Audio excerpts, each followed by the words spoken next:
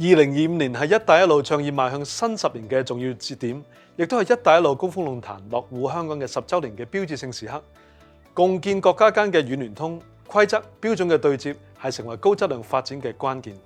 喺一國兩制偉大嘅方針下咧，香港獲得中央嘅支持，擁有得天獨厚嘅優勢。作為國際法律嘅樞紐，香港嘅角色已經超越咗傳統嘅超級聯繫人。正係通過法治嘅實踐成為共建一帶一路不可或缺嘅超級增值人。亞非法協香港區域仲裁中心 （ALCO）、Hong Kong Regional Arbitration Centre（ALCO） 至今世界上有6個區域仲裁中心，以中國為東道國。根據國際法成立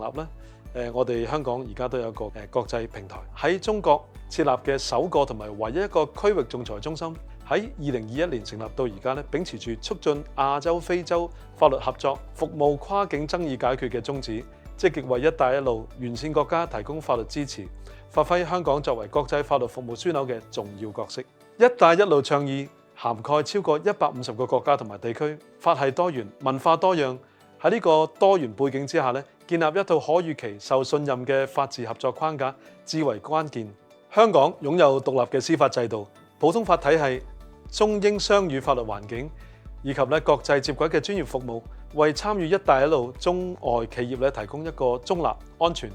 有效率嘅法律平台。香港區域仲裁中心設立正係為咗強化呢個平台功能，專注於服務亞洲、非洲49個多個國家，亦或更廣泛地區嘅國家一齊跨境合作，將法律嘅規則轉化為各方可信賴嘅合作基石。喺2025年嘅5月國際調解院正式喺香港設立總部啦，成為全球首個以調解為核心嘅政府間國際機構。呢個係全世界法律界見證嘅歷史時刻。國際調解院嘅成立將會為我哋一帶一路多個國家，包括亞洲、非洲多個國家提供一個中立、包容、靈活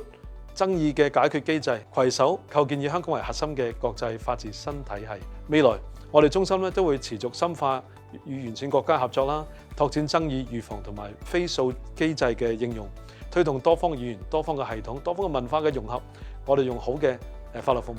務全世界。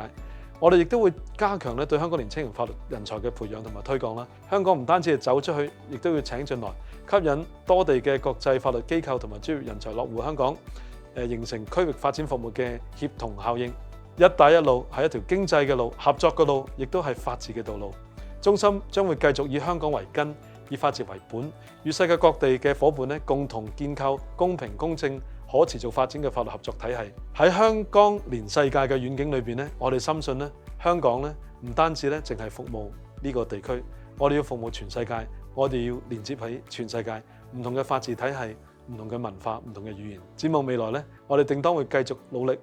秉持專業為國家法治建設嘅事業，為香港繁榮穩定，為共建人類命運共同體貢獻我哋應貢獻嘅全部力量。多謝你哋。